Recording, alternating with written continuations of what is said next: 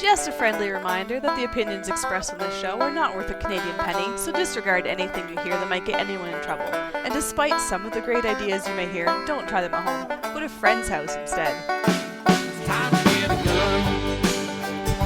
That's what I've been thinking. Well, I could afford one. And if I did just a little less drinking, time to put something between me and the sun. When the talking is over, it's time to get a gun. Are we live?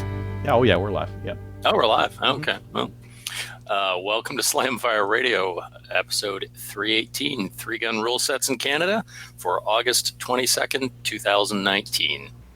What we did with guns. You're one of our hosts. No, I'm one of our hosts, Random Dave. And I'm one Adriel. I can't even say this is my first day. No, you can't. It's my first day with a camera, though. It is, and So now there you everyone go. can see you. I was thinking, man, I got to get you to change your background to the Slamfire Radio logo or something like that. But this is better. This is way better. I tried changing it to a guy with a bag on his head with a gun, but I couldn't actually figure out how to change it. So, I don't know, my Google Fool has failed me. Well, I didn't actually care that much, so I didn't bother trying. But I thought about it. I don't know if that counts or not. It does. It does. All right. Well, let's go on with it. What we did with guns. That was what we did in guns. Okay, what we did with guns this week, brought to you by the Calgary Shooting Center, Canada's premier firearms retailer. Right now, they've got the blacked out Glock 48 in Ameriglow and contrast. It's blacked. Yeah, It's black. So instead of having, because they've all had that stainless steel top, right? The slide on it's always been that shiny. I think the black ones are stainless steel as well, but they've got that coating on them so that they're not so shiny, blingy. Weird. Yeah. Yeah, because that one upsets me, because every time I use the little joke about get rid of that nickel-plated sissy pistol and get yourself a Glock, and guys are like, hey, guess what I got? It ruins my joke. Well, your joke can come back in now because they've got the black version. Yes. Excellent. What else we got? Adriel, Yes. what'd you do with guns? All right, let's go through a couple. I talked to this guy a while ago about my BCL 102, so I put it up for sale on CGN, and there's this guy who's like, hey, I've been making M1s. I get Braider receivers, new barrel, new wood, and build these M1s. Do you want to trade an M1 in 308 for your BCL 102? And I'm like, yeah, that sounds fun. Hell yeah. Yeah, get back into a Garand, because I've had Garands before, most of them in 30-06, so a 308 would be cool. Mm-hmm. Yeah, a lot cheaper. Yeah, a lot cheaper. I got a bunch of 308 anyways, so cool. Yeah, if it gets here, it's supposed to be here tomorrow, so maybe I'll use that for hunting season this year. Yeah, Sweet. yeah. I'm Shoot looking here with the Garand. Better be German deers. Yeah. I think now in Alberta here, we're limited to 5 rounds in the mag for hunting, so I'll have to do the 5-round end block trick. Dave, do you know where I can find end blocks online in Canada? I haven't looked for any in a long time. I'm sure somebody listening could probably tell you. Maybe Marstar? Marstar would probably have them. Maybe. If any of your listeners know, let me know on the side chat on YouTube there, and I would love to pick a whole pile of them up, because I got a whole pile of 308 ammo. I got a whole pile of Milsurp stuff for it. So yeah, I want to try some of that. I would definitely check. Marstar. Marstar. I would bet you money that Marstar has them. Cool. Because they have all that stuff. Yeah. And I think you can get 5-round end block clips. Yes, you can, or you can just make them. I've made them in the past. Pin in it. Yeah, you just crank them down a bit. I sold a Canuck shotgun, so I got one of the Canuck Regulator Defenders, that one with the bird's head pistol grip and the full stock. And I got it because it was cheap and I wanted to review it, and I did that, and I sold it. As everything that you'd ever dreamed. When you compare, it's kind of like a watermark as to where we're at right now in firearms industry here in Canada, because if you rewind the clock 15 years or 20 years and you say, hey, do you want to buy a $200 shotgun that comes with 2 different stocks on it and interchangeable chokes, everyone would have jumped over that, because Absolutely. shotguns just did not cost. They cost a lot more than that in the past, right? And now they don't. Now, if you want a 14-inch barreled shotgun with chokes and a couple of stock options and that kind of thing, You can get one for $200. It's a really, and it will work. It's not. Are those Turkish manufacturing? Yeah, absolutely. I've seen so much Turkish stuff out lately. We had a guy, Andrew D, comes out to our CQB matches and our plinking matches, and he brings out this. He always brings out. I don't know. He always picks up these Turkish shotguns because they're cheap, and he wanted a Beretta, but Beretta is money. So he bought one of those Turkish British knockoffs. I can't remember what the model is on it. Oh yeah, that one that looks like the M4, right? Yeah. Yeah. It's pretty awesome. Like it doesn't. He's going to have to change springs to get it to work with light ammunition. Like his low recoil 2 3/4 slugs just doesn't cycle it properly. But everything else cycles it, and it's pretty awesome. I mean, it's a nice little shotgun for the price. I think it was like $400, $500 somewhere in there. Like dirt cheap. 650, 600, somewhere around there. Yeah, but still fantastic. Like when you consider that the real deal is a lot more than that. Trevor was saying you really like that shotgun too. Yeah, he was out playing with it, and I checked it out. You know, it needs a little smoothing, but you know, for what it is, hell, it's awesome. I mean, it does the 5 rounds in the air trick, same as the Benelli, and it's pretty awesome. Yep. Yeah, lots of good stuff out these days. And then I've been cranking out a bunch of reviews. So I got a review on the Aimpoint Pro, which is like a Aimpoint Red Dot. They're one of their more inexpensive ones, which in the grand scheme of things is not an inexpensive red dot, but it's inexpensive for Aimpoint. I did the Vortex Spark AR versus Spark 1. I did the ISSC SPA, which is like a straight pull toggle link 22. And there are not a lot of reviews on that thing out there. Not a lot at all. There was one of those at the Maple Seed in Drumheller. It was interesting. Yeah, they're a really interesting toggle bolt design. They're very fast to actuate, and there are no full reviews online for this thing. So I think I've got like the most comprehensive review right now online. Which is easy to say because there aren't any comprehensive reviews. The only comprehensive, your only source for information, the hunting gear guy. Yeah. I mean, that's actually what I like to do, not because I like the views or I like being the only one out there, but I like that in the past there was nothing. There was no information. Now there's information. So if someone buys one of these things, they can Google it and they can find a little bit of information about it and maybe learn something that they didn't know about their rifle and, learn a bit about it. Yeah, very cool. Let's see, what else have I been doing? I put out a video on making your own Appleseed or Mapleseed slings. So how to crank out some of these. And I've been cranking these things out as well. I'm up to, I've got about 40 or 50 done of them. Wow. This not for me. This is going to be like loaners for a cross country kind of thing. So they're really cool. They're actually like really quick to make too. Unless you got a lot of rifles. The funny thing is, I've probably got 10 slings or had 10 slings before, just a variety of different rifle slings for hunting and that kind of thing. But now I have a whole pile of these Mapleseed slings. And then I built a new rifle, which I mean, you could use it for Mapleseed, I guess. But it's this little guy here. So for our listeners, I'm holding up the one that Trevor hates on. The one that Trevor hates, and a couple of people have told me they don't like it for a couple different reasons, but I don't care because I do. It's an 8.5 inch barrel AR-15, mostly in white. So the reason why I went with white, the upper and lower and grip were already white from when I had this AR, and I painted it, I think, 8 years ago or something like that. So those parts were already white, and I was like, I may as well just make the rest of it match. So I painted the stock and the fore end and whatnot. The barrels were at SFRC. I think I paid like $125 after discount for the barrel, and that was free, and that I already had. So really, like, this was taking a rifle that wasn't doing anything, and I'm making a shorty rifle for nothing. This is just a standard like mil-spec carbine stock on the back. This is a Michalik brake I had hanging around. This fore end is just one of the cheap AliExpress ones that I chopped. So you could probably tell, right? Because it's like there's still some half loops over here, and that front little Picatinny a little bit is just like not looking quite right. Looks like you took a chop saw to it. And that's what I did. Yeah, I sanded it afterwards. Get those edges down so it's not going to cut anyone. But and I also did the gas block because you can kind of see it from the front there, and I wanted it to kind of show off and look a little bit different. So I don't know if paint will stick on a gas block or a muzzle brake when they get hot, but I will find out. Think it'll burn off? Think it'll get like depends on the paint. What paint did you use? You rattle can it, or did you use like rattle can, like an enamel? No, yeah, rattle probably. can. Rattle can. Yeah, I wanted this it probably to will. reflect how chintzy the, the build was. But It's really chintzy considering there's no cocking handle on it. yeah, I need one of those. I got a buddy of mine has one for me, and I just got to go over to his place and grab one. But it's got a bolt in there. It's got a BCG. So chintzy, you got to get a screwdriver into the bolt to cock it. Well, you just got to do that once. That's true.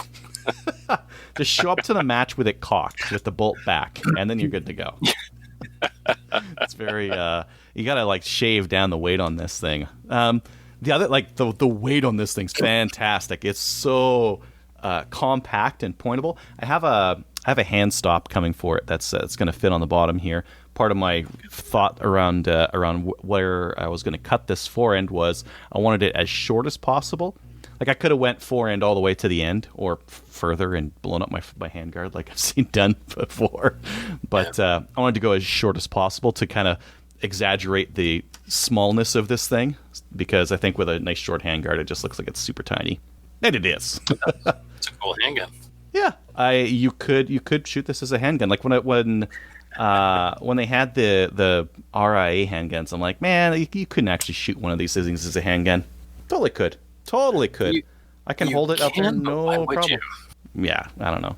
If you're in the US, I'm gonna post some pictures of this on Reddit, on some American subreddits, and trigger some people because they'll be like, "Where's your tax stamp?" Like, I don't need a tax stamp. I'm into Canada. How much can your max Well, I hold? can't hunt with it. 5 or 10. Yeah, exactly. Yeah, exactly. Where's your suppressor? Yeah, can't have one of those either. Nope. No freedom. But I really like how it feels. I really like how like compact and with a red dot on there. It's gonna be so much fun at the range. This is gonna be a ton of fun to just like blast with. I might, depending on whether it runs or not, because these pistol length gas systems can be a little bit cantankerous. If it runs, I may try shooting it at a 3-gun match, as long as it's not like long range. If it's 100 meters in, yeah, this guy. Yeah, well, we've had guys come out to matches and shoot 500 yards with 10-inch barrels and actually do quite well. Mm-hmm. It's not optimum, but you can do it. So, I mean, out to at least a couple hundred yards, you're just shooting IPSC targets. Oh, I would do 200 or 300, but once it gets to like 4, like the velocity difference is going to be real. But I mean, I could shoot a maple seed with it. I could just take one of these slings here and hook that on the front and hook it on the back there. There we go. It's a maple seed rifle now. See? Bet you didn't know. This is a maple seed rifle. Just need to borrow a helmet off Filthy, and away you go. Yeah. Could you imagine like how rude that would be right next to people shooting an 8.5-inch barreled rifle? It's gonna have flames coming out the side. It's gonna be sweet. Yeah, I do like seeing those fired at night. The big fireball. Yeah. It's fun. And some people say that they're loud. I find the 10 and 12-inch barrels louder than the 8s and the 7s. I think it's that, like they burn more of the powder outside of the gun. They're not at full peak pressure, Yeah, I think it depends on the brake you have on it as well. Yes, this would be a pretty loud brake.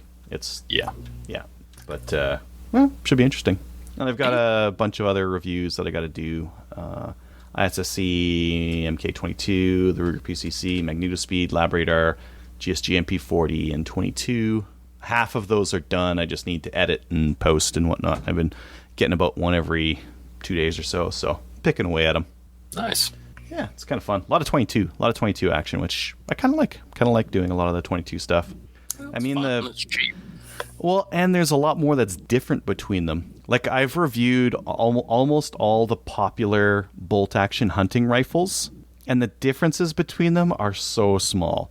And, like, people complain on my videos, why are you focusing on such a small thing as the safety is loud when there's everything else? It's like, because everything else is the same. They're all accurate. They're all reliable. They all do the same thing. So I need to, like, focus on small little things like finishes and, that kind of thing. So it's kind of nice to move over to 22s where it's like, oh my god, the magazine on this one like works amazingly, or the bolt action on this one is kind of crappy or whatever, right? So a lot more to talk about, a lot more interesting. Yep, that makes sense. I mean, big bolt action rifles are pretty mature. It's not that often that you're going to see something like just goes, whoa, this is amazingly different. Yeah. I mean, all the budget bolt action hunting rifles these days come with an okay trigger, so the trigger's no longer a differentiator. They come with a synthetic stock. They come with a free float stock barrel setup. They've got like a detachable mag that is probably okay. I don't know, even that is like, that used to be something that was a little bit crappier 5 or 10 years ago, but that's something that's gotten better even recently here. The Savage Axis magazine is no longer as terrible as it was before, and some of the other ones have improved as well. So no longer as terrible as it was. I like that. Well, it had like this bent plastic piece which worked but was like real chintzy feeling, and they replaced it with this plunging plastic piece which feels a lot better, looks a lot better. And it's like just a small thing like that makes a really big difference in the feel of the magazine. Again, now I'm talking about like magazine feel. Like to most people they shouldn't care, right? You go hunting with that one versus another one, it doesn't make a difference. But I don't know. Got to talk about these little differences. I mean, build quality is important. Yeah. I mean, yeah, it is, unless like you're on. You're on my Remington 770 review, and then all of a sudden it doesn't matter, and as long as it shoots deer, it's fine. Which, I mean, if that's your goal, then yeah, any rifle really could meet that. Yeah, the guy that came out with us hunting this year, he shot 3 deer, and he had an Axis and 30-06, $400 gun. Yeah, doesn't matter. Just fine. Yeah. Yep. Again, that's another good example. That Axis, rewind 15 years ago, and you would have been lucky to get something for $400. And I mean, like, yeah, the cost to salary ratio for guns these days is fantastic. People can actually afford to get proper guns for what they need to do, and you don't have to roll around with a milsurp hunting if you don't want to, right? You don't have to just roll around with a Sporter 303. You can get a Savage Axis or whatever, and that'll be a better hunting rifle for deer and whatnot. Yeah. And by the time you buy a milsurp, drill and tap it for a scope, you're probably not that far off buying used Axis, if you're off it at all. Yeah. And then how good is that scope mount and the cheek rest and all that other kind of stuff that you got to get going? Yeah. Cool. Yeah, that's about it for me. What about you, Dave? I still haven't put my shadow together. I've still got your hammer that you sold me sitting on my desk because I've been busy. I've got like 4 part-time jobs and a full-time job, so I've been busy doing all that stuff pretty much, and just haven't had time to put the gun together. So it's not been working for a year. I really have to fix it and go shoot a match or something with it. So I have not been doing that. I RO'd for an ORA CQB match on the last weekend, which was awesome. We had 32 shooters out. It was a fantastic day. Everything was just fast and smooth, and we wrapped everything up in 3 hours. It was ridiculously fast. Nice. It was awesome. Yeah.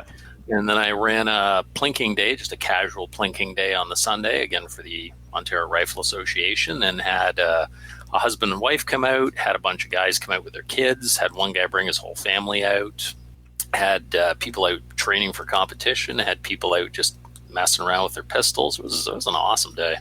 Just seeing like the actual, the firearms community out, the families and the husbands and wives and the fathers with their kids. It was just like, it was awesome. It was a really good day. I had a great day. Love that stuff. And that was it. Oh, that's easy. But a fairly slow time. Yeah. Yeah. Cool. Yeah. Upcoming events. What else we got here? Yes. Upcoming events. The Drumheller and District Shooters Association is hosting They're doing a Ladies' Day this weekend. Yes. On August 24th. Shooting is from 10 a.m. to 4 p.m. There will be giveaways and lunch provided. Cost is $50. And you can email ddsashooters@gmail.com for more details. You do not need a PAL to attend either of these events. One-on-one instruction will be provided at each event as well. And that is an absolutely beautiful range. If you happen to be in the Alberta area, southern Alberta, I guess, That is an awesome range. Great place, great people. Highly recommend it. Black badge registration time in New Brunswick. Contact IPSC New Brunswick at gmail.com if you're interested. And one other one. Actually, I don't even know if it's ready to announce yet. They're going to do a Ladies' Day at Chaz in September. That'll be fun. Oh, nice. So if you're in the Edmonton area and you want to come on out to the to Chaz and check it out, that Ladies' Day, I think it's in late September. I'm going to be there. Yeah. Nice. I haven't Is decided that one what I'm of doing. the CCFR events? Yes. Yeah. Nice. I've been following the photos from those on Facebook, and it's awesome. Yeah. I haven't decided what I want to do. Such a great thing. If I want to do a maple seed thing or do like a pistol or what I'm going to do, but I'll find out. I'll be there anyways. I'll be the face. Yeah. Nice. Maybe I should do that job. So we have no we news. want people to come. Yeah. Oh, absolutely. I'll pull up this new gun thing if you're ready. Yeah, absolutely. All right. Let's see. This is the Maple Ridge Armory has announced that they're doing a slim billet upper receiver. It looks real fancy. I think if you're looking at this, you should also look at their V1. Is it their V1? M1. V1. Oh, they don't mention... V1. There we go. Yes, it mates up with their V1 to look seamless. So if you want an upper and upper rail that look absolutely seamless and fantastic, this is your jam. This is not a cheap upper. They're going to be right around $300, but it is real nice and fancy looking. Yeah, their stuff is so pretty. I love their equipment. I didn't even mention that on the last show, I think. I got a V1 M-Lock for my AR. Yeah. Nice. Yeah. It's not nice. From Alibaba. Not from Alibaba. I'm looking at their handguards because I need one for my NEA upper, which I'm assembling. But now that I'm looking at the NEA upper and I'm looking at this, I'm thinking maybe I don't want to put my NEA upper together. Well, maybe I want to throw it in the dumpster and buy something nicer. I don't know. I mean, the I could say that the difference on the upper, the AliExpress stuff generally has sharper edges on the slots and whatnot. So whereas the M-Lock on the Maple Ridge, they're very smooth. So if you grab onto the handguard on a lot of the AliExpress stuff, it's very sharp edged versus the smooth edge on the other ones. Yeah. Yeah, fit and finish, but hey, for $10, whatever. What's the V1 handguard worth? $200. Yeah, versus 10. So I don't think you can complain.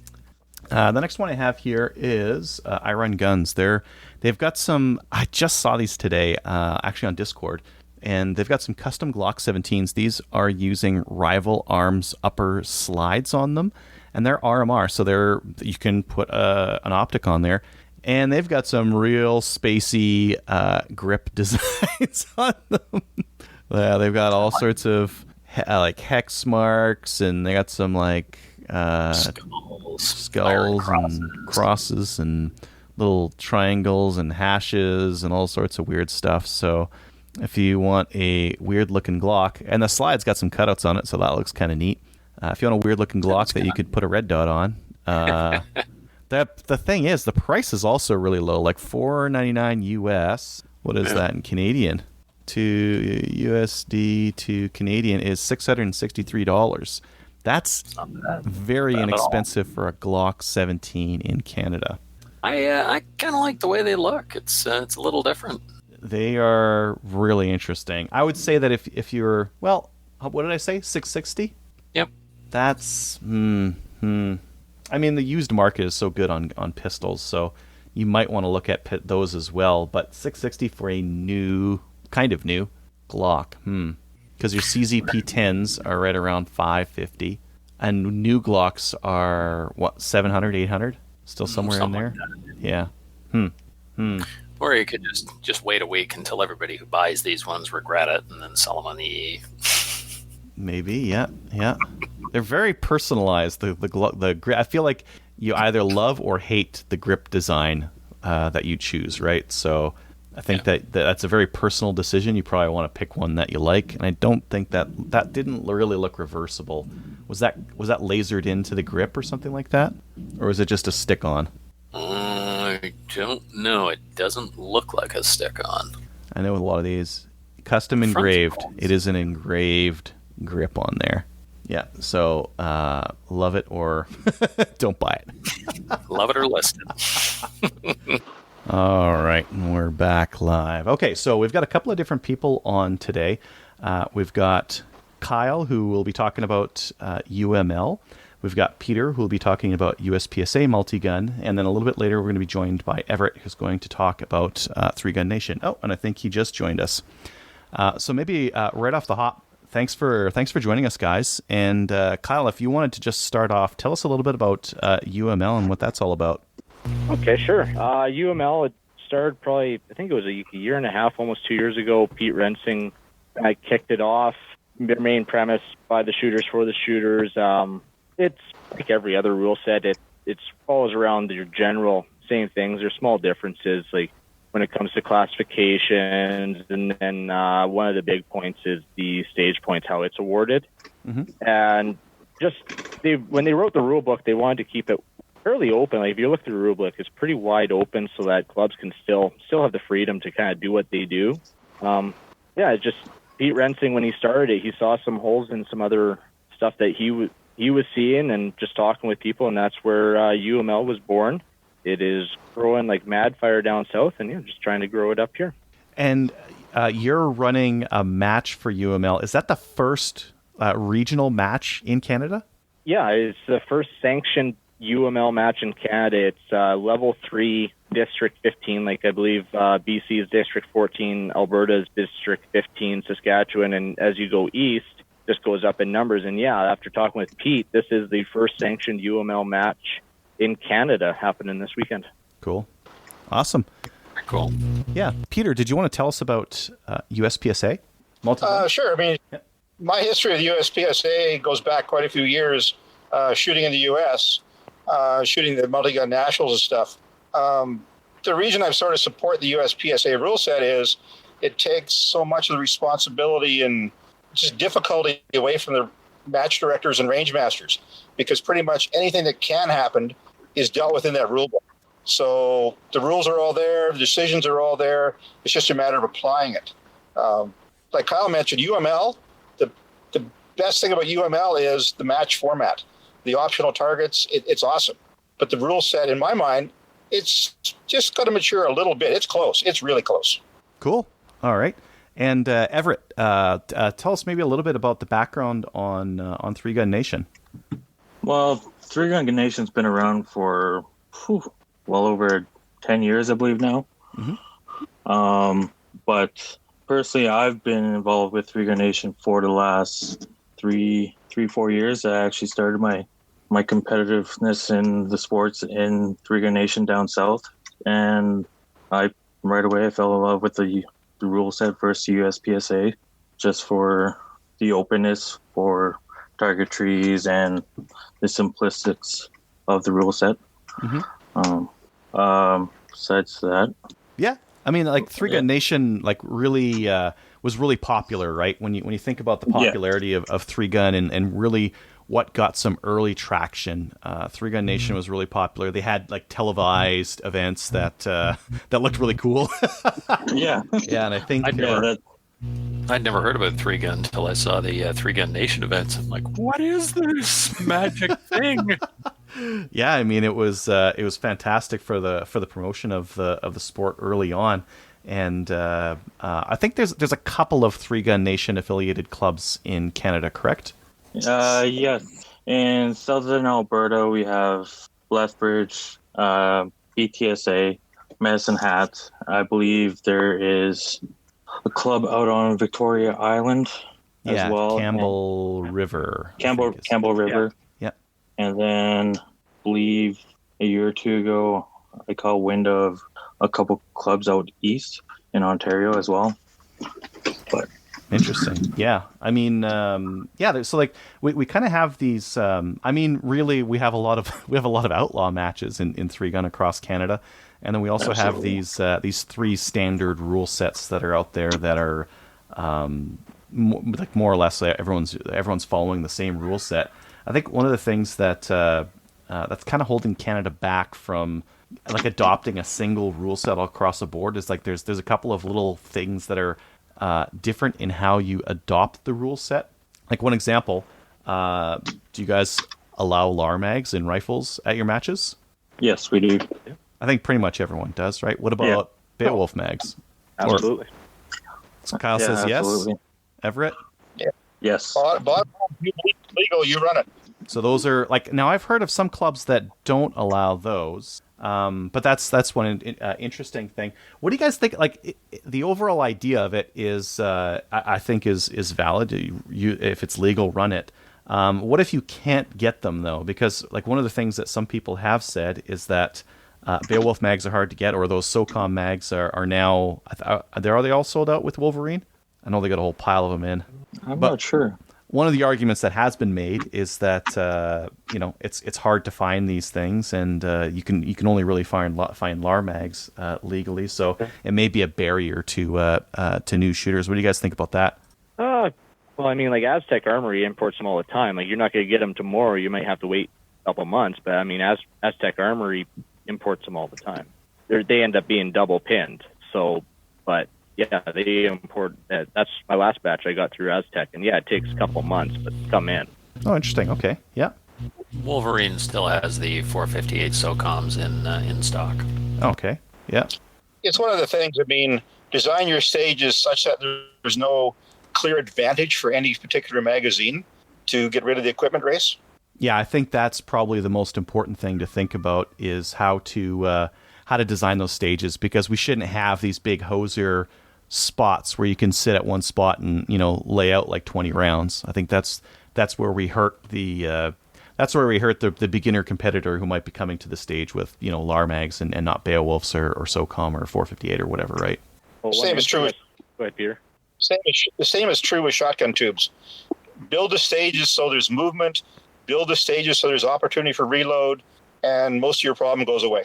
Mm-hmm. Makes sense. Yeah, and hopefully something that doesn't make it so that the guys in open can blow everyone out with their pump action shotgun mags on their Typhoons or their Duryas, right? Yeah, if you want to deal with the open guys, just start mixing birdshot and slugs. They love it. Get those candy cane loads. We've been playing with those that kind of target array at Chaz recently, and it's been really interesting. I got a question for you guys. A slug on a steel birdshot target, should it be a penalty, or should it be a stage DQ, or should it be a match DQ? Not everyone. I'll go. Yeah, go ahead. I'll go for it. Should be a match DQ because you've got a serious safety issue. Probably that little birdshot target's going to go flying down the range, but that's probably, we're shooting stuff at close distances based on the fact what's going to happen. That's what the whole thing. Now, do you guys mix slug and paper and steel targets for slug and shot on the same stage? Because I was at a three-gun match, and a ton of people got disqualified from the match in IPSC 3-gun years ago because they mixed the targets. You actually had to, it was weird. Like the same stage, you were mixing targets. Some were slug, some were shot, and you were supposed to load your shotgun to match the stage. But it was bad stage design. Like the match director got disqualified. Yeah, exactly. I thought he was being a smartass, but 4 guys got DQ'd on that match, including the match director, which was hilarious. But one of my buddies who was shooting his IPSC qualifier got disqualified as well. No, I'm all for. Go ahead, Kyle. Yeah, I'm all for the DQ for there is a UML rule. Like if you shoot a steel with a slug in less than 45 yards, they actually rule it a 30-second penalty. If they wanted to make it a stage or match DQ, I'd be all for it because I'd just treat that the same as a rifle round. That's Peter's right. You got to draw the line somewhere in that 45-yard mark. I'm good with that. So you said that UML is a 30-second penalty, but you would rather it just be a stage DQ? Yeah, well, that's under the expedition, because they have a couple different sets for penalties. They have the expedition and then the traditional. So under the expedition, it's a 30-second penalty if you hit with a slug under 45 yards. A rifle round under 45 yards on steel is a match DQ. You're done. Yeah, I think that makes sense. What's different between a rifle round under 45 or a slug round under 45? Velocity. Like they're saying basically anything over 1,600 feet per second is a match DQ. Anything less than that, like your typical slugs guys are shooting in competition or running between 12 to that right on that 1,600 feet per second mark. So I mean, like from what I've been seeing, like your biggest damage on steel is velocity. I don't even really notice any difference on damage on that. Like for a steel knockdown plate, I don't really notice any damage. Like probably if you shot them a whole pile of times, you would start noticing some accumulated damage on them. But I think one of the reasons why I'm not like, if we design stages that have slug and birdshot targets interspersed and candy caned, you're gonna expect that some people are gonna hit those plates with some slugs, right? It's gonna happen. Yeah. And I think that. Sorry, go ahead. That's what I was going to say. I was going to say, make sure your transition targets are a little further away, and make sure they're safe if someone does accidentally send off a slug. Yes. Yeah. Safe distances, not having anything in the way that's going to get destroyed if a slug hits it. And I'll be honest, like I'll design a stage and I'll try and put it so that like a slug is at the start of a stage or at the end, so it makes sense that it's at the start or the end of the stage. Yeah, most people do that. Yeah, that makes sense. Yeah, exactly. But yeah, I mean that is one of the ways you DQ a bunch of people is by having, it's called a candy cane load, where you've got like birdshot and slug, or sometimes with buckshot mixed in and that kind of thing. Do you guys use buckshot in your? Sorry, actually, Everett, we didn't hear from you. What do you think about the slugs on steel? Slugs on steel, we typically have a minimum range for those type of targets, and they're identified slug only. Paper targets are full game with slugs for us. So intermingling slugs and steel knockdowns, you do run a risk if somebody's really pushing the game. Mm-hmm. But if they hit that knockdown steel with the wrong ammunition, I'm sorry, you're going home. That's a safety infraction for us. It's everybody's got to go home safe at the end of the day. And the last match I saw, somebody had a piece of slug get stuck in their arm down south from a slug from 7 yards away. So at the end of the day, it's all about having a safe match and getting everybody home safely afterwards. Yeah. We're probably going to won't be another chance to address this, but one of the things I've been pushing Pete with the UML stuff is to allow slugs on paper. Well, you have to have it written in their stage brief. It's just not an open option. I'm looking for it as an open option, because everything else is optional. It's just a final little tidbit. I think it would be awesome. Slugs are fun. I like shooting slugs. Yeah, slugs on paper are fun too. It's a pain in the butt to patch because you need like some nice wide tape to to use. Yeah, but it's satisfying, and you hit it because there's a big shining hole in the middle, or sometimes two holes with the wad. Oh yeah, sometimes two holes. Yeah, exactly. Okay, well, while we're talking about safety, what about reholstering? Can you reholster a pistol in your rule sets, either cold or hot? Pete, do you? Who wants to go first? Peter, do you want to start first? Sure, somebody's got to be the bad guy. So think of it this way: when the RO tells you to make ready, have you ever heard him say, "Hurry up and holster that loaded handgun faster"? No. It's just an accident waiting to happen. Somebody's going to lose a kneecap or a toe or blow a hole in their leg. I mean, I understand why it's there, just not in favor. All right. Kyle? Yeah, I got to say I'm mixed on it. Like the UML rule set doesn't require, but it does allow hot reholstering of a safe. So your safety has to be on or decocked or whatever. But yeah, I got to say I am mixed on it. I've hot reholstered on the clock, and I mean, I felt uneasy about it, and yeah, I'm kind of mixed on it. And just for our listeners, the difference between hot reholstering and cold reholstering, what's the difference there? Hot reholstering, you have a round in the chamber. cold reholstering, you have empty chamber. Perfect. And then Everett, what's... I mean, as an RO, as an RO, I've had guys have ADs in a regular handgun match just holstering their handgun. Never mind trying to do it on the clock. Yeah, exactly. Everett, what about your thoughts? We do allow it with the rule set, but we do push that it either be cold, or if you're not comfortable at all doing or haven't practiced it, just abandon your firearm safely in one of the dump barrels or dump buckets, or just if you're not okay with it and you haven't trained that way or practiced that way, we don't recommend it. And many of the shooters don't use that option, but there is a few that tend to use it because they have had a shotgun or a rifle go down, and instead of taking penalties, they redraw, reload, and finish the stage without penalties. So yeah, I mean, I don't really like the safety implications of hot reholstering because of what you guys are talking about on the clock, jamming a live gun in your holster. There's definitely some risks around that, especially, it's a lot of mental load for a lot of people doing it. Cold reholster, maybe, but like that, then you have to check it at the end, make sure it's clear at the end as well. And there's always the potential for someone to mentally make that mistake. I guess a little bit less though, right? Because you have that clear rule in place. But always having that dump station there as well also makes it fairly easy. Just leave your pistol at the thing and don't worry about it. And going back to what Everett said, I've got nothing against somebody going to retrieve an abandoned firearm. Mm-hmm. That's sort of the other middle of the road option. So, if you're right down, go back and get your handgun. Mm-hmm. Yeah, I mean, does retrieving a previously grounded firearm, is that a DQ or is that a penalty in your guys' rule sets? Kyle, did you want to start us off with this one?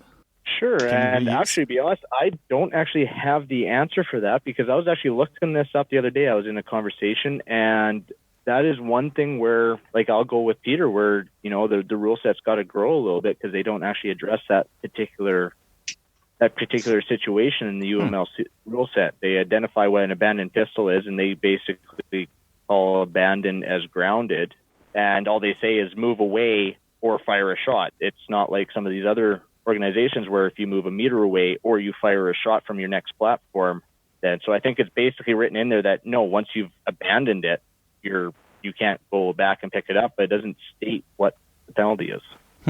All right. Everett, do you know what the Three Gun Nation rule is on this?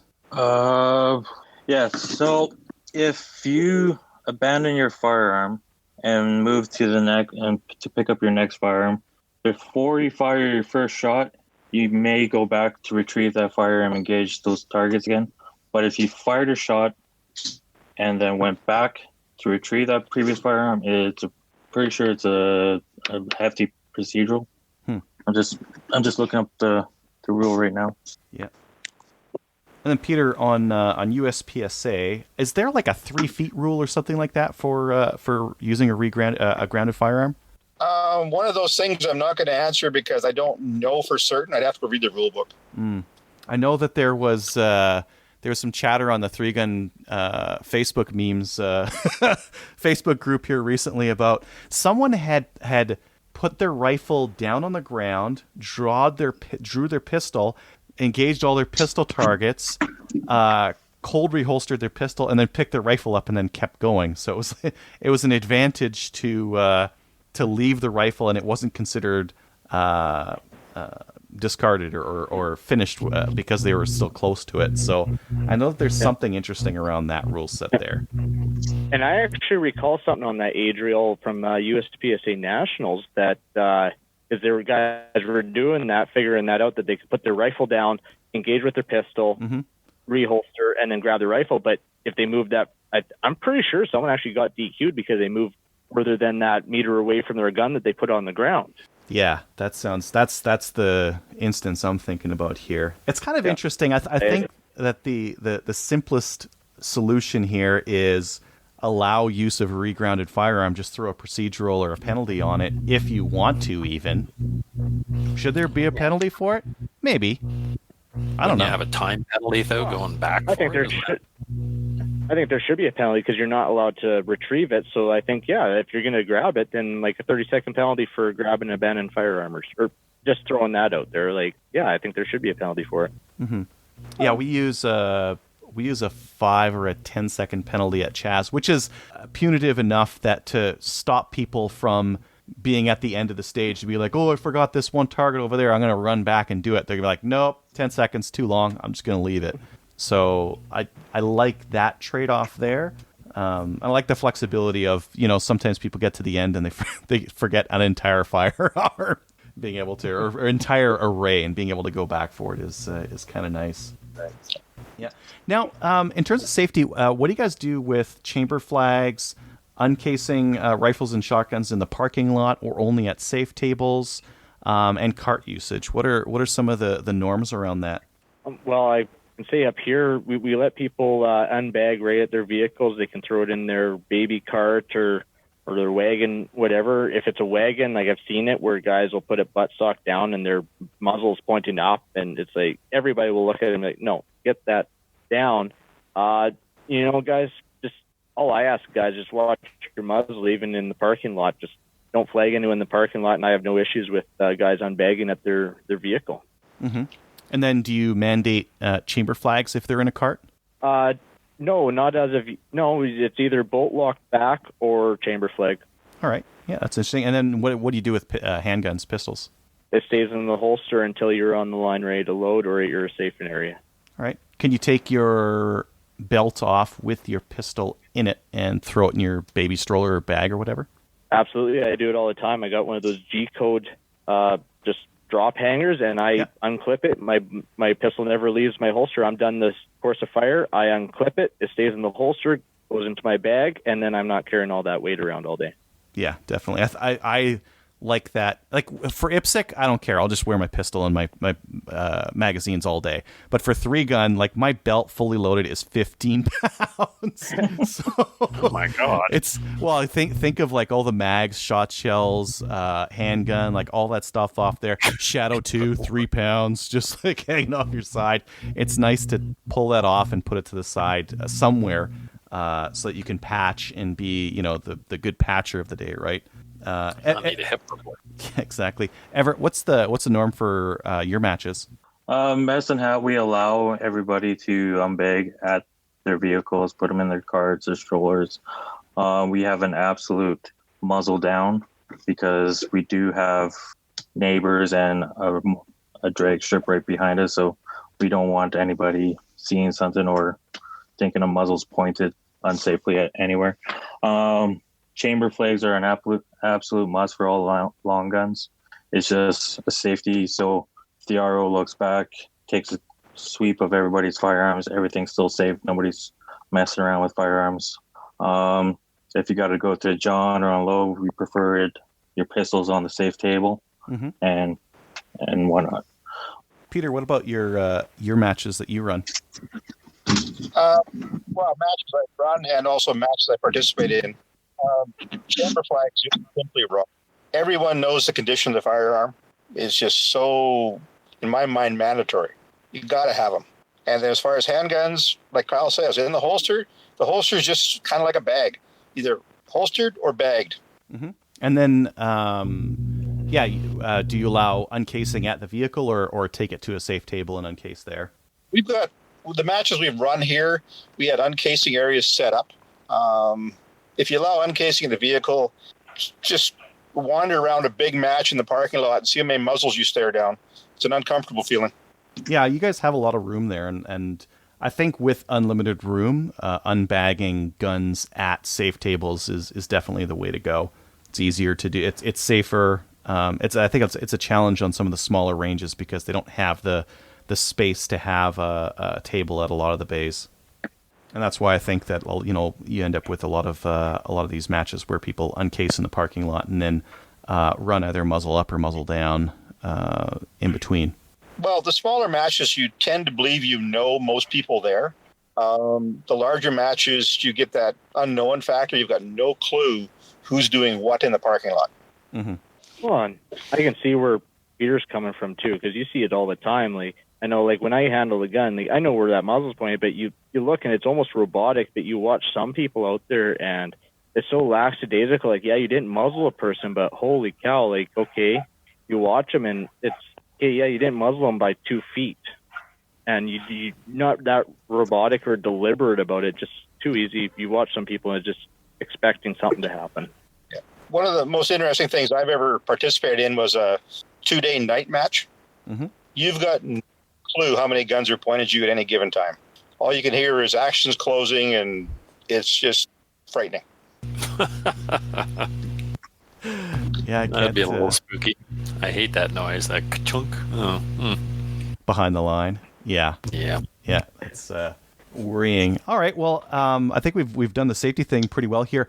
What about penalties and points and that kind of thing during stages? Because one of the things that I know that's different between the rule sets is the amount of time that we use for penalizing misses and FTs and that kind of thing. Some of them opt for a little bit of a faster style of match. Some of them go for a little bit of a slower, more accurate style of match. I mean, when I first started doing 3-gun at Chaz and just shooting the matches, we had 20-second FTE, and that included aerial clays.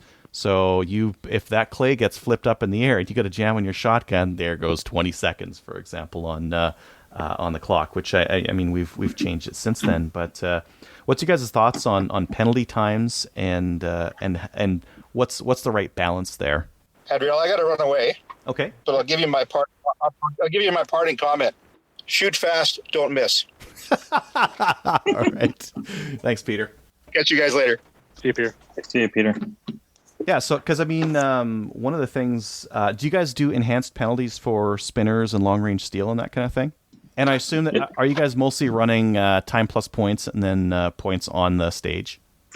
UML is, yeah. It's you got your total, yeah, your time plus and then points awarded to the stage. Yeah. Cool.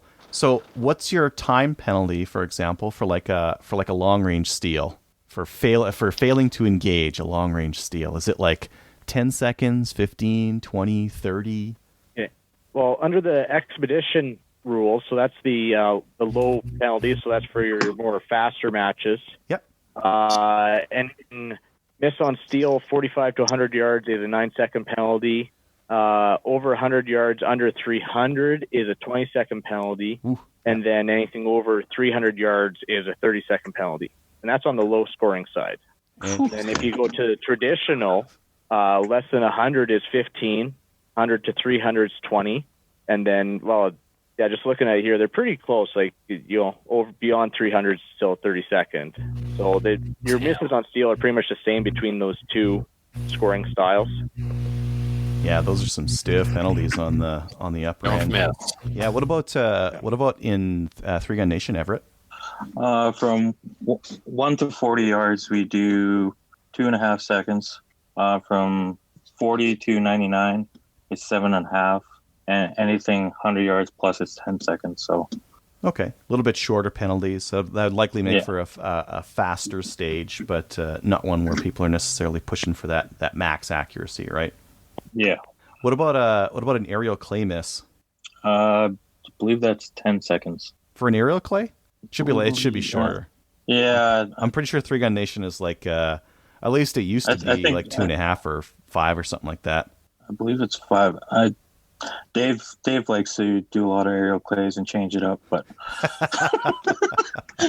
Kyle, do you know what shotgunner. Do you know what it is in UML, Kyle? Yeah, so in the low scoring, it's a 4-second, and that's static or reactive, doesn't matter. If you miss a clay, it's that 4 seconds. And then in the traditional, so your longer courses, it's a 10-second. Woo. Yeah, don't want to miss that guy. Holy. I mean, the interesting the thing that does, having those long penalties on something like clays, is that you really have to think about whether that gun's loaded or not before you hit whatever's going to flip it up into the air, right? I mean, for sure. And sorry, go ahead. One thing I would say is, like, when you look at the expedition multi-gun and traditional scoring, you got to look at the style of your stages. Like the reason for the two separate ones is, so if you got shorter courses where you got average of 30 to 60 second times, yeah, I'll use the low scoring. But if you have longer times, that's why they put the stiffer penalties, because otherwise you get the longer courses of fire. You end up guys just running past targets because, well, it's not worth even trying for that target because the penalty versus engaging it just isn't there.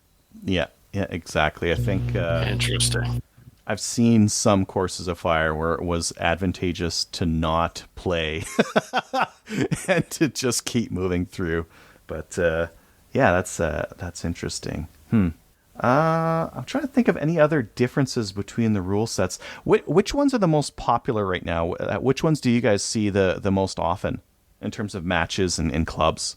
UML's new. I find see UML is new. Up here, you see guys using Three Gun Nation style scoring. I believe, Chaz, you guys modeled your rules off of Three Gun Nation. Yeah, they're older. And you see, I think there's a healthy, especially the major matches, you'll see either USPSA or Three Gun Nation rule sets. I mean, I think for the most part, when it comes down to it, like most of the penalties are pretty much in line with each other, just subtle differences between them, like what you were starting to talk about with stage points. And that, I think that's a big one for as far as what sets UML aside from like Three Gun Nation or USPSA, is just how the stage points are awarded. Otherwise, you look at them and they're pretty much in line. How are the stage points awarded in UML that's different? So I'll just use USPSA, for example. You got, if you win that stage, you're 100% equals 100 points. So it doesn't matter how long you shot that stage, if you won that stage, you get 100 points. So it could be a 10-second stage, it could be a 100-second stage. Yep. And everyone's a percentage of that. So UML, if you got 100% and you shot that stage in 10 seconds, there's only 10 points available on that stage. I saw that option in practice score. You set the points per stage based on the fastest time for the stage, right? Yeah. Yeah, so it just balances out, makes for a tighter race, and really balances it out. So, like, prime example is that 10-second stage where your 100% is 10 seconds. If you shot it in 15 seconds, now you're at 50%, 50 points. Whereas if you were in the UML style of points, instead of being down 50 points, you're down 5 points. So, like I said, it really tightens up the race and really makes it a real battle. And makes the longer stages worth more than the short stages.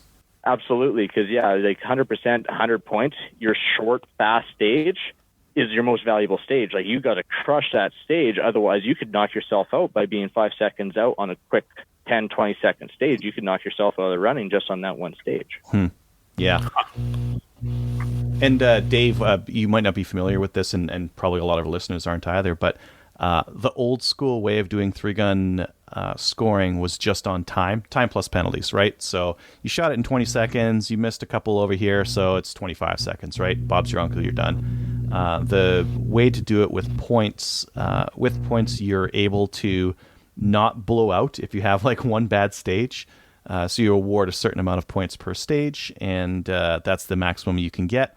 And if you have one stage that's horrible, well, you just lose the amount of, you might zero that stage. You might get 0 points for that stage, right? So the advantage is that you're not out of the game just by having one bad stage. You're still in the game. You still may place somewhere, whereas just time plus penalties is a little harder to get that to happen. Okay, so that's cool. So if you have a gun go down during a stage, you're not hosed for the whole day. You're hosed, but you're not as badly hosed. Yeah, not as hosed. Okay, that's cool. Yeah, I mean, Wes Stevens at this would have been a couple of years ago. I think last year maybe. I saw him. I was shooting with him, and he stage DQ'd. So he zeroed one stage, but he did it. The rest of his match was so good, and he was really swinging for the fences that he actually, I think he won limited that year. I seem to remember him placing very well, even though he zeroed a stage, just because he really swung for the fences on the rest of them. Yeah, it's kind of interesting. Nice. Yeah, Everett, do you know how they do points for stages in Three Gun Nation? Is it just based off 100 points per stage kind of thing? Yeah, so it's pretty much like USPSA, or so many points per stage, and your time, fastest time will get 100 points, and so on, so on. Mm-hmm. We tend not to use that in Medicine Hat. We do have the option we might start using that for point series next year. But right now, it's you're doing time plus points with the available options for using your firearms. You can stay, because if we want to see people stay consistent more through a match, then I bombed this stage, and now I can. It's not going to affect you as much throughout the stage. Mm-hmm. Yeah. Where points, you can hose the rest of the match, come out on top, but yeah. So you guys are running total time right now? Yes. I mean, one of the interesting things, actually, I ran our last match, and I checked it for points, total time, and then points based on how you were mentioning it, Kyle. You were doing it for UML because that's the way we wanted to do it. So I checked all three. The results did not really change a whole heck of a lot. But one of the reasons why we want to do points per stage, and we want the points to be representative of how long you spent on the stage, is at Chaz, we got this big shotgun area. We can use it, and we will use it every single time, but it's shotgun only, and the stages are generally short, right? But what we don't want to have happen is just the best shotgun shooters always having this huge advantage, right? So we set our points based on the time on those stages, so that it's otherwise, if those were each worth 100 points, it would maybe make a big difference. Maybe. Oh, it would. Absolutely. Your top guys would just run away on it. Yeah, and it makes that shotgun, it would make it too important. And I think that we like having those shotgun-only stages because we have the space for it, but not if they would be that important to the match. Well, yeah, and that basically your match comes down to that one stage. That's where I like where every stage is balanced, so that it's not like you're not winning or losing the match on one stage. You're winning it on your consistency through your whole match. Yeah, exactly. And I think that doing the point scoring helps with that, and it helps keep a tight race as well, and makes it so that you don't just have one person run away with it, or have someone who's a knocking it out of the park lose because they had one stage where everything went to hell. Cool. Which will happen. Is there anything else you guys wanted to talk about in terms of the rule sets? I've been kind of driving the boat here, but is there anything else you guys want to talk about? There was one I was kind of wanting to touch on, the classifications. Oh yeah. I know Three Gun Nation has classifications like your pro, semi-pro, and so does UML. I'm pretty sure USPSA does. I'm not familiar with them though. They have in pistol. They have like your C, B, A, Master, Grandmaster. Yeah. Yeah. I for some reason I thought they had it in their multi-gun, but yeah, I'm not up and up on that. But I think between Three Gun Nation and UML, there's a major difference on how your actual shooter classification is awarded. So how are they done in UML? UML, it's basically it's based on your real world performance. So it's it's still a percentage. So you're still ranked on percentage, like 50 to 60, 60 to 70, 70 to 80, 90 to 100, as far as your pro, semi-pro, expert, sharpshooter, marksman, and then rookie go. Like anything under 50% is considered rookie. Mm-hmm. And then it just goes by 10 percentile marks after that. And then it's based on your actual match performance. So there's no classification stages or anything like that. It's just they have it split to level 1, 2, 3, and 4 level matches. And so depending on the level, you get classifications. So level 1, you need 4 matches to have 4 level 1 matches to get a classification. And you take your average of those first 4 matches and you get your classification. Level 2, you need 3 matches. Level 3, you need 2 matches. And then level 4, one level 4 match, and you have your classification. So you could be a pro at your level 1, but then you go to a level 4, like say Safari Land or Surefire, one of those big matches down in the U.S. And I mean, let's just say most of us up here, we're not going to be shooting a pro level down there, but our level 1 matches up here, pretty sure everybody on this podcast is probably going to be at that semi-pro to pro level for our small local matches. And so you could be a higher level at a lower one. And then, I'll be honest, I'm a sharpshooter at a level 4. I went and shot Safari Land, missed out on my expert ranking by 2%. Mm-hmm. And so I'm a sharpshooter in UML for level 4, and that funnels all the way down. So now, because I had attained that in my level 4, everything else, because that's my highest and really my only classification, it funnels down. Now, if we start shooting level 1 matches, I get pro. I'll be a pro at the level 1. It doesn't funnel up; it just funnels down. But it's always based on your real world performance in a match. Oh, I like that because, like one of the things in IPSC is that they've got these classifier stages. If you get really, really, really good at that stage and you knock it out of the park when you shoot it, you can be classed very high. You could get like master, grandmaster, but maybe can't actually lay that down consistently, right? Whereas that real world, like what you're saying is, it would be very hard to sandbag with what you're talking about. You go to a big match, a big major match, and you do this level. That's your level. You can't go to your locals and do a bunch of level 1s and now be considered better than that because you shot the big match and you were measured at this level, right? Yeah. That's interesting. Like prime example. So like this weekend at our UML match, and I anticipate a couple people kind of giving a side eye because I'll be shooting at that 60 to 70. I'll be shooting for that 60 to 70 percentile mark, and I expect a little side eye. Like, shouldn't you be at least an 80 or higher? But no, I actually have that classification, and it just funneled down. Yeah, well, it's the bigger matches in the States are more the world stage, whereas our local Alberta ones were probably good for Canada. But for Canada, well, that's about it. Canada famous. Yeah, Canada famous. Good Canada, pro Canada, but not pro US or North America or world, right?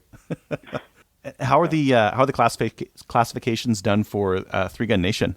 For Three Gun Nation, it's based on shooting classifiers. So, example like IPSC, where you have your stage, you shoot as close as a pro would. They have a standard time.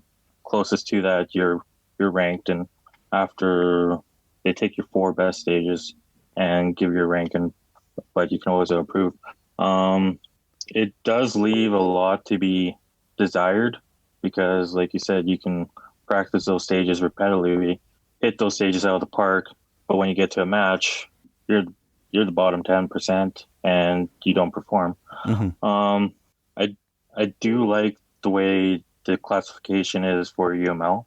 It is real world progress. You have to perform on the spot, just not something that you practice 50 times by yourself on the range and then go to the match and bang it out of the park. Mm-hmm. So yeah. Well, fantastic. Guys, one of the things that I really enjoyed about this talk was that we got a really good lay of the land for all of these 3 rule sets. I think that, in Canada here, if we're going to pick what's the most popular rule set, Outlaw. Outlaw 3-gun would be the most popular, which is not a real rule set in Canada. And I think that it would be to our advantage if more of the Outlaw matches went to a recognized rule set because, one, it makes it easier for shooters to move between clubs and shoot other clubs' matches.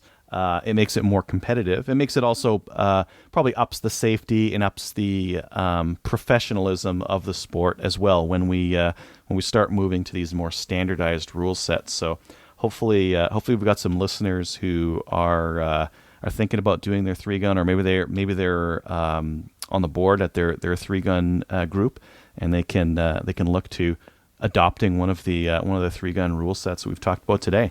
So thanks again for coming on and laying down the knowledge bombs, because I learned a whole bunch about these different rule sets today.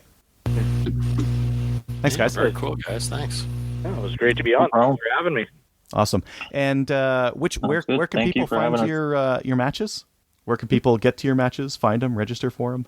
So a lot of our stuff is either on Facebook, Wapiti 3-gun, or we cross-advertise Wapiti 3-gun and Mighty Peace 3-gun, as well as we do post in Grand Prairie all our matches on Practice Score as well. Awesome. Everett? We post ours on our local club website. Our calendars. We post ours at the beginning of the year, so it's always on our local website.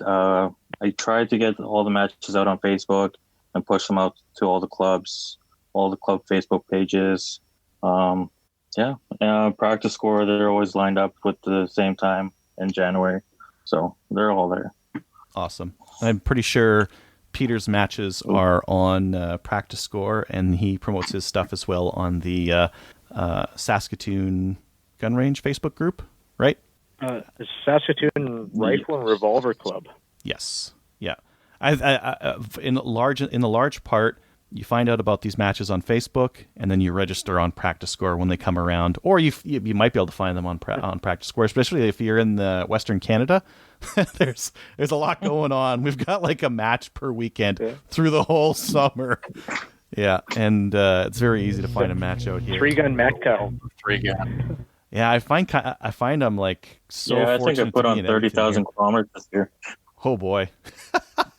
I mean, just being in Edmonton, I'm super fortunate because I could drive to any of your matches. I could drive to Grand Prairie to a match. I could drive to Medicine Hat to a match. It's very much Alberta centric, and even Saskatoon is only a 5-hour drive away. So it's kind of interesting that they're all kind of focused around Central Alberta here. Yeah.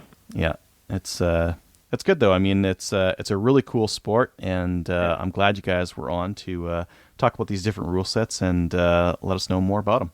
Thanks for coming on. Sounds good. You want to drop down to listener feedback? Yeah, you bet. All right. Let's see here. From Jay. Dear wise men and woman. Well, wise woman. I don't know about wise men, but thank you, Jay. Of Slamfire Radio. I meditated on your shotgun guidance and went for Benelli Supernova. I'm very pleased so far. I now have the opportunity to go deer hunting this fall. This deer spot was described to me as rich in natural obstacles and where visibility corridors will not exceed 50 yards. It's an old orchard. Since my gun budget this year will not allow me a rifle, I plan on using my Supernova with slugs, most likely Foster type, because I have a smooth bore. I still have to test what slug produces the best accuracy, but before I put both my shoulder and wallet through that painful ordeal, I wanted to know if any of you have experience with rifle choke tubes. Do they help stabilize a slug? Would you recommend one? If not, what choke constriction would you recommend for slugs? Also, would you consider that a low recoil or target 12-gauge slugs has adequate terminal ballistics to humanely dispatch a white-tailed deer at 50 yards or less? Most of the brands that have a managed or low recoil option seem to gravitate towards 1-ounce projectiles at velocities around 1200 FPS. Thanks again for your wisdom, Jay. What do you think of that one, Adriel? I would say at 50 yards, anything will do. Anything. Yeah. I think the most important thing would be to make sure that whatever you choose to actually like get to the range at that distance and put some shots on paper and see where you're hitting. I would probably use as close to a cylinder bore as I can, but those lead Foster type regular boring old slugs, you can shoot them through tighter chokes. Like I shoot mine out to a modified. I've shot slugs through a full choke on my shotgun. And if you think about it, a lot of those older shotguns, they would be fixed choke. A lot of them were full, and people would shoot slugs through them all the time. Never a Sabo or anything like that, but like a Foster type, very frequently. Yeah. But like if I had my choice and I was going for accuracy, I wouldn't want to overly constrict it where I didn't need to. I'd go for cylinder or IC at most, kind of a thing. I don't think I would do the rifled choke just because it doesn't matter at 50 yards. And I would not choose a low recoil one just because you're going to make one shot. You might as well make it count, and you might as well like thump that deer good. Yeah. The low recoil will probably do it. Like 1200 FPS with a 1-ounce slug is going to do some damage, but you might as yards. you might as well go for like just a regular velocity slug. And I would the important thing here would be to get to a range or get to somewhere where you can shoot on paper. Some ranges don't let you do shotgun on paper, so there's that to consider as well. Usually I find like when I'm ROing for one of ours, if people bring their own target backers, fill your boots. You can't shoot our target backers with them. That would be a reasonable approach to it, and some ranges would have a reasonable approach to it. Some of them would limit you to certain ranges and that kind of thing. But if you can get that shotgun with the slugs you want to hunt with and shoot some stuff on paper at 50 yards and see if you can keep those shots within like a 6-inch circle, good to go. I think it's important to shoot it at 50 because some shotguns, they'll shoot their slugs really high at 50 yards. Or some of them might be to the left or right. Like with my mod choke in my Browning, I shoot about a foot left at 100 yards. Oh, Level vertically, but a foot left. And if you change the choke out, changes where it hits. So practice on paper, because especially he's going to go hunting, right? I shoot 3 guns, so I just throw more slugs. Who cares? Oh, that one went left. I guess I'll just wing a couple more at it and just pay attention where they're going. It's not a big deal, but very important to get the actual ammo and gun out at the ranges you're going to shoot in practice. I know guys who hunt, but they only shoot at 25 yards, and then they'll go hunt at 100. I mean, where's your gun hitting at 100? You don't know. I mean, you think you know, but maybe. Yeah, or like shoot a milk jug at 100, and as soon as you get a hit, it's like, well, good to go. Yeah. I don't know. Yeah. Yeah, but like at 50 yards or less, anything will do the trick, and slugs will do it. Just make sure that you've done that practice. You may want to practice how you're going to shoot too. So if you're going to be, did he say how he's going to be shooting? He didn't say if he's using a stand or not, or how he's going to be set up. Orchard. I would practice how you're going. Like get a good rest and shoot so you can see what the gun's going to do. And then I would practice how you plan on shooting. So if you're going to shoot seated, I would take some shots seated and see if they'd go any different. I would take some shots standing as well if you're going to take a standing shot. And wear the same gear you're going to be wearing when you're hunting as well. Yeah, so if you're wearing a vest and a jacket, make sure you wear that when you're at the range. Yeah, if possible. When I hunt, it's sometimes it's minus 20, so there's no way I could practice that. Yeah, but I think a shotgun will do fine for 50 yards. I think that's great. I think a slug will do it, and it's a good shotgun to do it with too. Benelli Supernova, nice. Very nice. Yeah. All right. Next feedback is from Blaze. Good evening, Slamfire crew. Long-time listener, first-time writer. Thanks for writing. I'd like to hear what your favorite lube for guns, that is. That's an awkward sentence, but okay, we'll go with that. Also very awkward. Seems like every other week there is a new one, and recommendations range from motor oil to super duper aerospace 50-cent vials of pure platypus earwax. I'm looking to get better at taking care of my guns, as most of them are lubricated by their own carbon and fouling. That actually lubricates very well. Well done. Thanks for the show. Enjoy every minute of it, Blaze. I use CLP. I use CLP on everything. I have bottles here of fancy super duper platypus earwax. I'm going to use that, by the way. Thank you, Blaze, stealing that. And I've never found that any of them lubricate my gun any better than my stupid little bottles of CLP. And years ago, from Canada Ammo, I bought about 6 of those, and I'm still using. I know, right? How much do those bottles hold? 8 fluid ounces. I've got 6 of them. Oh, yeah. So that was about 10 years ago. I have 6 left. I have used, I think, about a quarter of one, maybe half of one of those bottles, and I use that stuff for everything. I use it for locks. I use it for hinges. I use it to lube everything that I own. Not for that, though. I'm not a person. Hopefully but not. It does work well for everything else.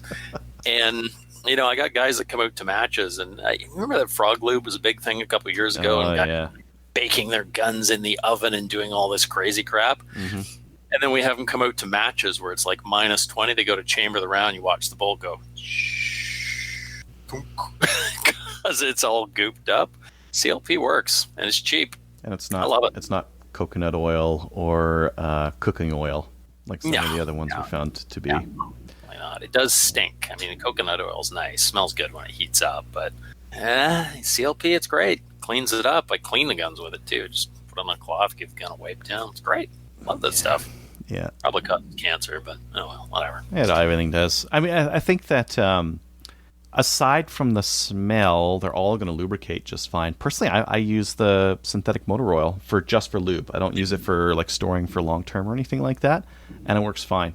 And I mean, anything will work fine for a short term. Like keep in mind, we're end consumers. We're just regular civilians shooting these things. And I go to the range and I do some shooting and I come back and I put my gun in a safe where it's not going to be humid and it's going to be fine. And I don't, go years without cleaning it. I'll clean my guns when I think they need cleaning and I'll re-lube them, and it doesn't really matter what kind of I'm convinced I could use any lube in my guns and it would work just fine. And there would be no appreciable difference in how they operate or how reliable they are. For my stuff that I leave a little bit longer, I go the CLP route as well. And then, I mean, you can always use like hops number 9 and that kind of thing, and then that's at least smells good. At least I think it smells good. Oh man, they made that as a perfume. I use it for my beard trimmer. You know, I need to oil it, and I put a little drop of hops on there every once in a while. Nice. This is actually one of the very few gun-related things I have ever won. I won that from Slamfire like about 1 million years ago. Oh yeah. Remember the Slipstream giveaway? Yep. Yep. I used it to lubricate a door on my house, and I've never used it for anything since. So I bet you that door hinge is probably like silent for years, right? Yeah, it's pretty smooth. But I've never actually used it on a gun, so I don't know.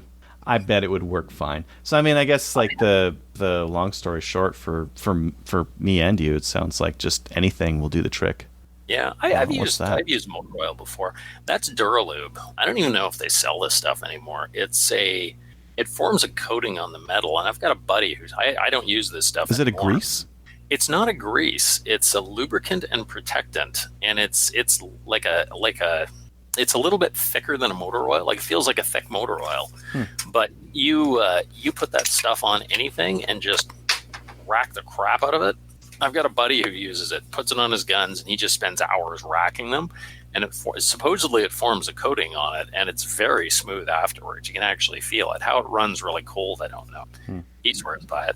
I don't know. I wonder if that's real or not. I know with molybdenum greases and that kind of thing, that comes with the moly will like get into the pores of the metal, and that will help lubricate it but you need the grease and whatnot on there as well. Yeah. But that stuff is gray, and you can't really tell if it's carbon fouling or not, so you usually like wipe it off. So I don't know. I use grease on the odd thing. Like if you're going to have like an M14 or an M1 Garand, there's a couple of parts on there that grease is better than oil. Man, your rollers.